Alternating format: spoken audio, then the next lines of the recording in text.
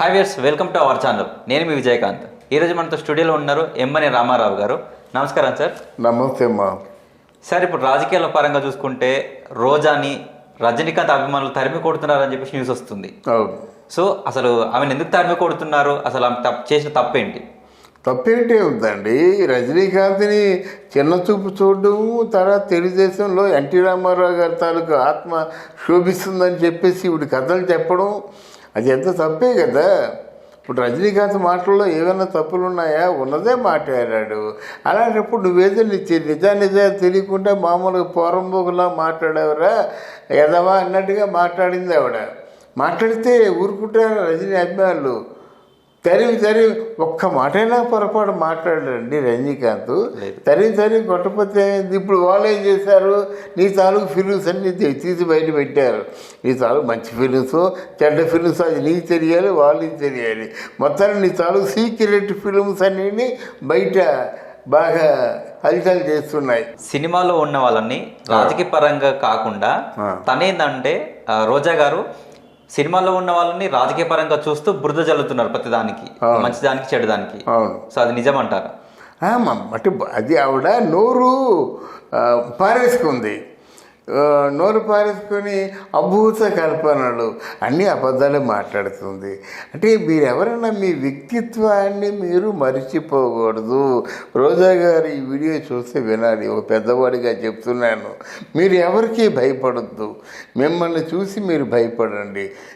Year Roja you have got some history, కానీ మీ తాలూకు హిస్టరీ భగ్నం కాకుండా, మిమ్మల్ని ఎవరు తరిమి కొట్టకుండా, మీ పేరు వినగానే యావగించుకోకుండా, మీరు ఏ పార్టీలో ఉన్నా మీకంటూ ఒక గౌరవం ఉండేలాగా మిమ్మల్ని మీరు తీర్చిదిద్దుకోండి. ఎన్నో కష్టాలు పడి, ఎన్నో అవమానాలు పడి, ఎన్నో బాధలు పడి ఈ స్థితికి వచ్చారు. ఈ స్థితిని మాత్రం మీరు చేతులారా పాడు చేసుకోకండి అని నమస్కరిస్తూ చెప్తున్నాను. ఎందుకంటే సినిమా ఫీల్డ్లో ఉన్నటువంటి వారిలో జయలలిత తర్వాత మళ్ళీ ఆ స్థాయిలో కొంచెం జనంలో ఒక ఆదరణ పొందిన వ్యక్తులు, జనాల్లో మాట్లాడడంలో ఆకర్షించబడ్డ వ్యక్తులు ఎవరైనా ఉన్నారంటే మీరున్నారు.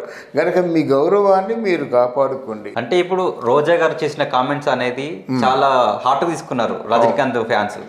తీసుకుని చాలా ఇంతకుముందు తన మీద ఉన్న ఆరోపణలు ప్రతిదీ బయట పెట్టి మీరేమన్నా సరిగా ఉందా అని చెప్పి క్వశ్చన్ చేస్తున్నారు. సో ఆమె దొరికితే కూడా కొట్టేలా ఉన్నారు జనాలు. లేదు, అక్కడ అది రోజా కోసం చూడడం జరిగింది, రోజా దొంగదాటుగా వెళ్ళిపోవడం జరిగింది. తర్వాత రోజా కిందకు దిగినట్టయితే వెంబడించడం జరిగింది, పారిపోవడం జరిగింది. అంటే రోజాని ఆవిడ చుట్టూ కూడా గన్మెన్లు ఉంటారు కదా, గన్మెన్ లేకపోతే కొట్టేవాళ్ళేమో. బట్ రోజా ఫాలో అయ్యారు, రోజాని వెంబడించారు, రోజాని తరిమి కొట్టారు. అది అంటే ఎప్పుడు గన్మెన్లు తీసుకునే ఉంటుందా? అంటే ఆమె చేసిన తప్పులను కూడా రజనీ ఫ్యాన్స్ బయట పెడుతున్నారు కదా, అది ఎంతవరకు నిజాలు అంటారు? రజనీకాంత్ ఏమనలేదు. రజనీ ఫ్యాన్స్ ఆగ్రహంతో తను చేసిన తప్పులని మీరు ఇలా చేశారని అంటున్నారు. రజనీకాంత్ ఏమనలేదమ్మా. రజనీకాంత్ ఏమన్నంటే ఏదో వాళ్ళ దురదృష్టం, వాళ్ళ తాలూకు ఆ స్వభావం అది. మీరేం దయచేసి యాక్షన్ తీసుకోవద్దు, ఆ దాడికి వెళ్ళొద్దు, వాళ్ళేం కొట్టొద్దు. కానీ ఒకటి ఇట్లాంటి వాటిని మాత్రం ఎంకరేజ్ చేయకూడదు. అంటే ఎంకరేజ్ చేయకూడదంటే ఇంకోసారి రోజా ఇట్లాంటి మాటలు పునరావృతం కాకుండా చూసుకోవాలి అని చెప్పాడు. అదే జరుగుతుంది. అయితే ఆయన ఒక చిటిక వేస్తే రోజా అసలు మామూలు కనుచూపు మేరలో ఏమీ కనబడదన్నమాట, కనబడకుండా పోతుంది. అంత వాల్యూ ఉంది రజనీకాంత్కి. ఓకే, కానీ రోజా గారు ప్రతిదీ రాజకీయం చేస్తున్నారు, అది ఎంతవరకు కరెక్ట్ అంటారు? కరెక్ట్ కాదు. ఆవిడ నడమంతరపు సిరి.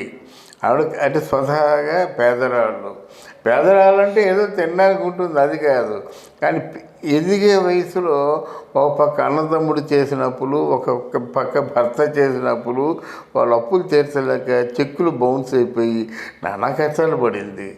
మొత్తానికి ఏదో విధంగా ఇక్కడ మణికొండలో ఇల్లు సంపాదించుకుంది, నగిరిలో ఇల్లు సంపాదించుకుంది, మద్రాసులో కూడా ఇల్లు సంపాదించుకుంది. బాగానే ఆ కొడుకు ₹1 కోటి కారు కొని ఇవ్వగలిగిన స్థితిలో ఉంది. అలాంటప్పుడు జాగ్రత్తగా మిగతా వాళ్ళందరికీ మాట్లాడడం చేతగాక నీకెందుకు అంత నోటిదోలా? ఇప్పుడు విడుదల రజన ఉంది, ఎంత డిగ్నిఫైడ్గా నీకంటే ఆవిడ మంచి రేపం ఉంది జగన్మోహన్ రెడ్డితో. నీకంటే ఆవిడకి మంచి ర్యాంపు ఉంది సజ్జల రామకృష్ణారెడ్డితో. ఆవిడ అంత డిగ్నిఫైడ్గా పనులు చేయించుకుంటుంది, నువ్వేం చేస్తున్నావు, నోరు పారేసుకుంటున్నావు, నలుగురు తిడుతున్నారు, నేను తిట్టే తిట్లు వింటున్నావా నువ్వు?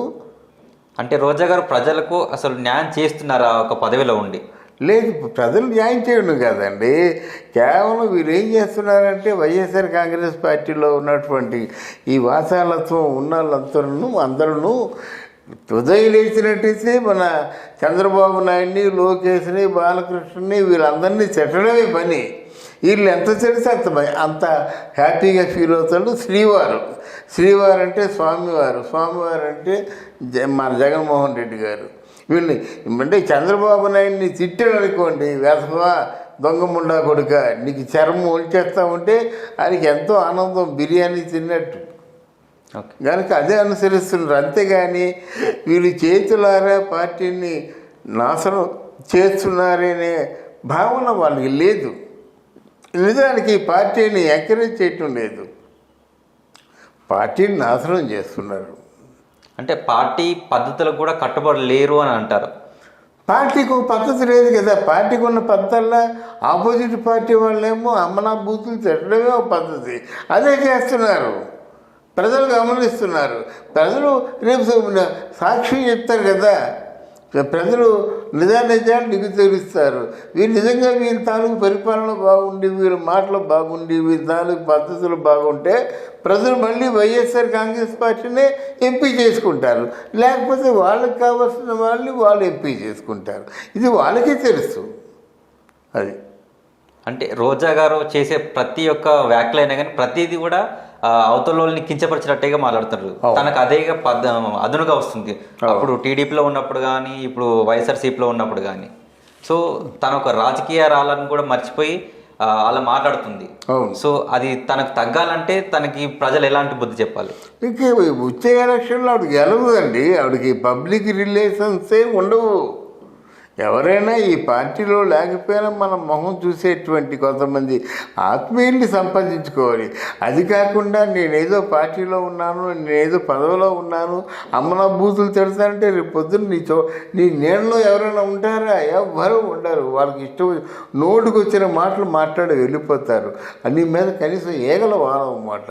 అప్పుడు నువ్వేం చేస్తావు? ఒంటరితనం అవుతావు, పిచ్చెక్కిపోతావు, మళ్ళీ ఏ జబర్దస్తుగా పోవాలి.